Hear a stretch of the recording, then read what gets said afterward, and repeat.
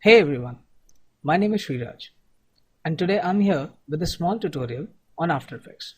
Now our tutorial is going to be very simple wherein we are going to learn how to create an abstract fiery background using just one spline in After Effects. And our final output, as you would see, is going to look like this.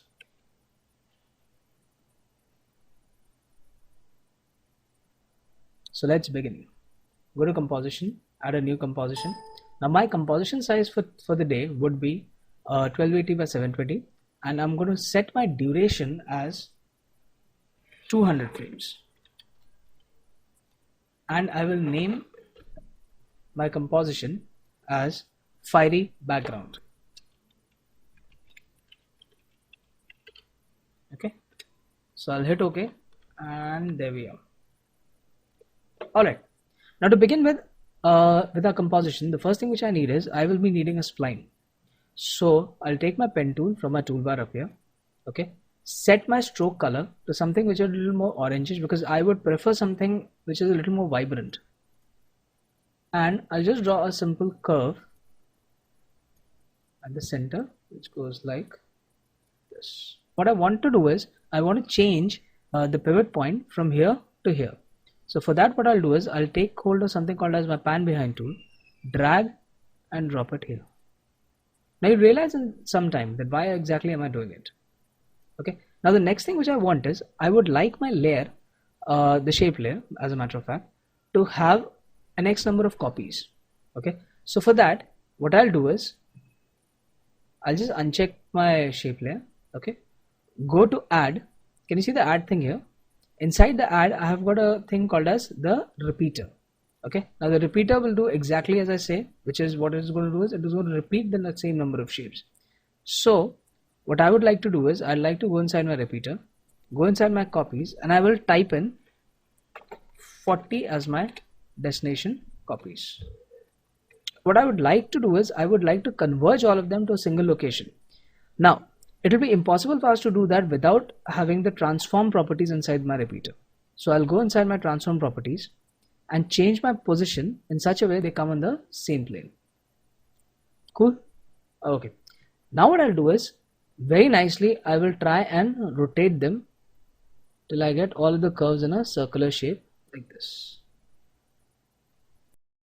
So now this is going to give me a nice pattern of curvilinear designs. Now what I need to do is I need to add some randomness to it. It's looking too linear for me. Alright.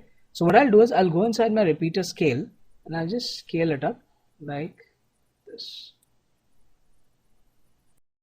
Now once this is scaled up, now I need a little animation here.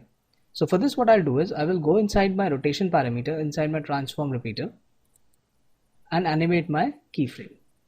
Again I'll go to the last frame. Alright. And here I'll just animate it very slowly.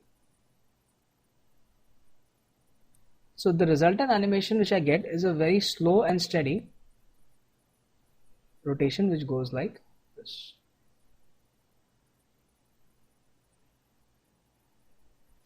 I will just go inside my repeater, okay, and inside my repeater I can see two parameters called the start opacity and the end opacity. So what the start opacity is going to do is it is going to reduce the opacity at the beginning like this, okay, which is something I do not want. What I want is I want this entire design to be dense at the center and a little faded out towards the outside. So I'll just reduce my end opacity from here like this. Looks better? Okay. Now my thing is that this thing, it looks a little plain for me. Alright. So what I'll do is I'll go inside my effects, go inside my blur and sharpen. Okay. And inside my blur and sharpen I've got something called as the CC radial fast blur. So I'll attach a CC radial fast blur, bring the blur onto the geometric center here, and now just increase the amount a little.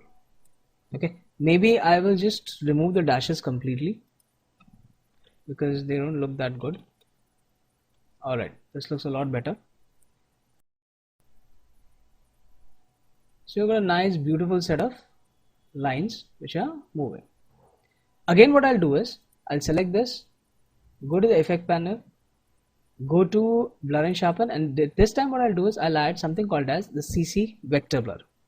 So I hit the vector blur and I'll increase the amount just to make the lines a little more thin and elegant.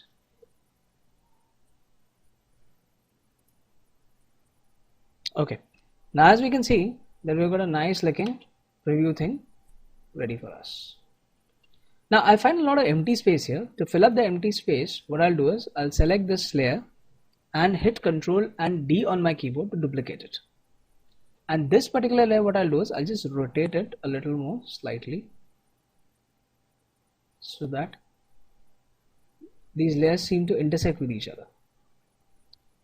And to add to this, what I'll do is I will change my blend mode from normal to add, so that wherever they intersect, they look a little more bright. I will go inside layer, go inside new and add an adjustment layer. And to this adjustment layer, what I'll do is I'll go into effects, stylize, and inside stylize I'll have something called as the glow. So I'll click on my glow and I've got a nice looking abstract fiery background. Now my adjustment layer has come a little ahead, so I'll just drag it and I'll put it at the back. So this is how our final output is going to look like.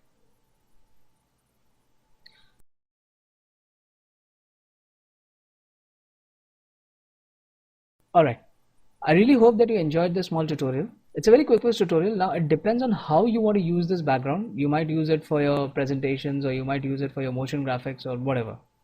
Alright, and stay tuned to my new channel for more updates. I'll be posting a lot of stuff, so I hope that you like this tutorial and you enjoyed this, and there's a lot more coming, so do be in touch. Thank you so much for watching. Take care.